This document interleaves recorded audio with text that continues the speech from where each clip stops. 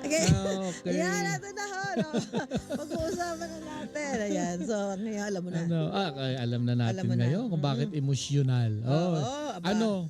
15 bansa ito na sinasabing emotional at talaga tayo number 1. Hindi ko tuloy alam kung ito ikatutuwa ko ba? Ikatutuwa ba natin? Oo nga, no? Kasi hindi naman sinabi dito kung in the bad sense o good sense Yun na yung pagiging nga, emotional nito mga bansang ito.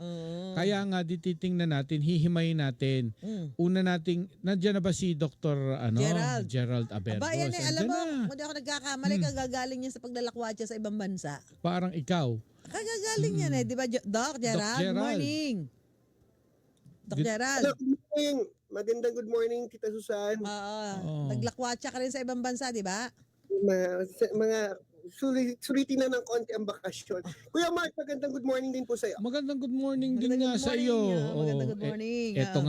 Ito nga Dr. Abergos, sabi ang Pilipinas nangunguna sa listahan na ang mga taong emosyonal.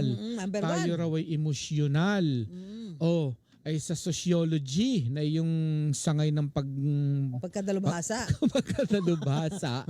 Ano ba ito? Ito ba talagang likas sa atin? Tayo mga Pilipino, emosyonal. Sabi ko nga kay Susan, hindi kaya, di ba, patok na patok sa mga Pilipino yung mga tema sa teleseryeng.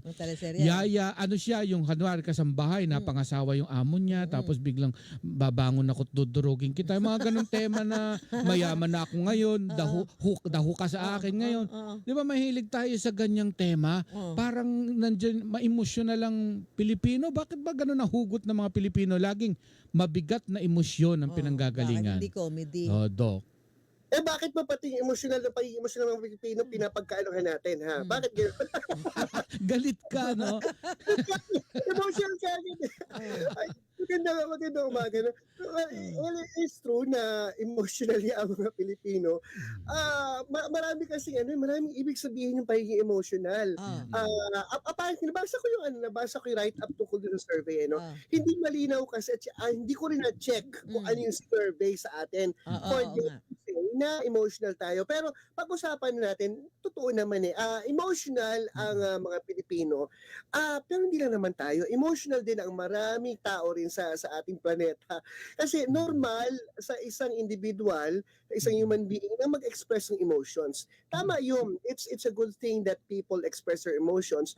Pero tanong, on what level? Actually, ang tanong ko nga dyan pag sinabing emotion, hindi ba lahat ng tao emotional or pwedeng hindi ka emotional?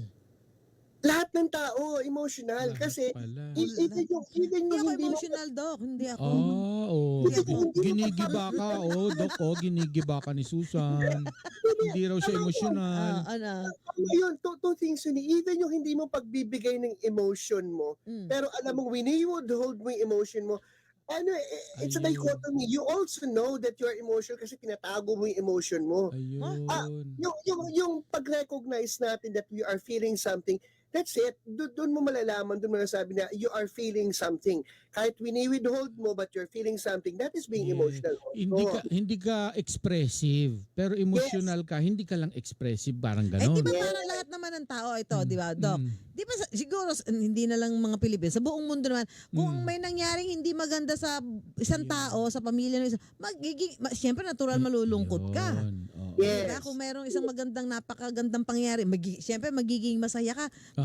Bakit ang Pilipinas ang sasabihin ng pinaka-emotional? OA naman yun? Kasi naman 'di ba, Doc, tayo naman napakarami namang pinagdaan ng gera kung bakit naman tong bansang ito ang lokasyon gerahin. So siyempre, emosyon yun, gera ba naman? So ilang henerasyon ng ating pinanggalingan lahat dumaan sa gera. Gutom. Lahat ng mga mag-generate ng mga mabibigat na emosyon. Sinakop ka. So lagi kang second class citizen. Doon lagi ang pinanggagalingan ng emosyon mo. Tapos tayo pa'y palaging nadi-disaster. Hindi ba sinabi naman ang Pilipinas number 1 din sa tama ng disaster? Talagang napakarami ang dahilan para maging emosyonal ang Pilipino, Doc? That is true. Yung kultura kasi natin punong-puno ng vast history ng mga pangyayari sa buhay na talagang magiging emotional ka. Kung hindi mo man ito naramdaman kasi hindi pa tayo pinanganak ng mga panahon na yun, pero the way it was taught to us, nakikita natin yung yung pagtuturo, nandun kaagad yung expression eh. Example, nung unang-una pa, yung pagdating ni Magellan sa Pilipinas, very emotional yung pagtuturo nun. Nung panahon ng panahon ng mga Kastila, and then yung paglaban natin sa kalayaan natin, very emotional yun. Kaya we were taught in our schools to be highly emotional. But it does not mean na yung pagiging emotional natin na yun lagi negative. Naturuan lang tayo naturuan lang kasi tayo na maging expressive sa mga bagay na kinakaharap natin. Harap natin. Kaya it was converted into the idea of being emotional. Pero talagang it's our expression ang lumalabas doon. Because all people are emotional, really. Pero how do they express their emotion? Yun yung pinag-uusapan natin. Bigla lang ako naisip, di parang, halimbawa sa isang pamilya, di ba pagka dito sa atin, pag may namatayan, ay, nakasama mo na ako. Pag panoodin mo sa ibang bansa, yung iyak nila, gano'n. Oo. Pinakamalala na yung nagpunas ng luha. Oo, diba? Yung gano'n. So, baka, parang ganun ba nila sinusukat yung pagiging emotional ng mga Pilipino? Most probably doon kasi hindi ko nakita talaga yung buong survey questions.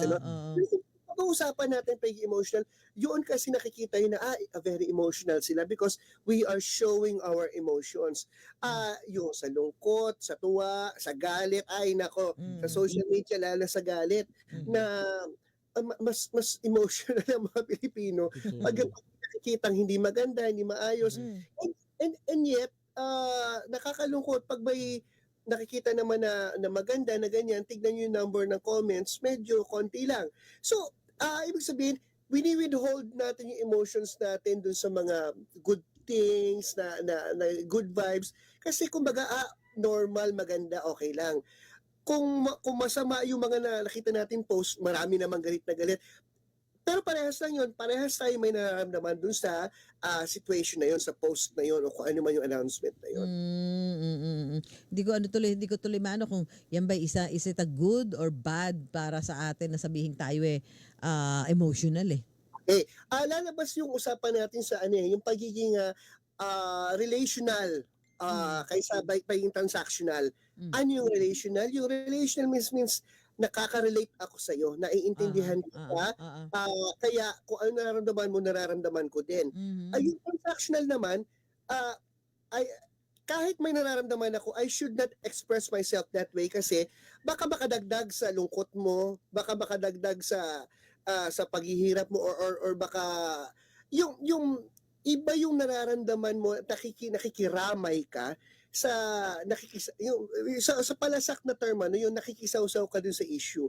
Kasi karaniwan ganun nangyari because yung it becomes sa atin it becomes may entertainment value kasi yung expression ng emotion kasi dramatic nga whether masaya, malungkot, nagkakaroon nagkakaroon siya ng value dahil we're expressing ourselves, and nagiging nagiging para sa atin minsan katatawanan, minsan kasi nga that's the point, nakikisaw-saw kasi tayo dun sa issue na hindi naman supposed to be.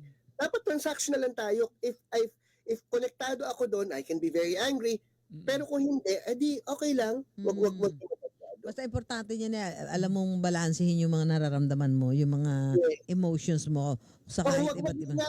Wag lang nating lagyan ng masyadong entertainment value yung lahat ng something that is giving us emotions. Okay, nako, maraming salamat Dr. Gerald Bergos.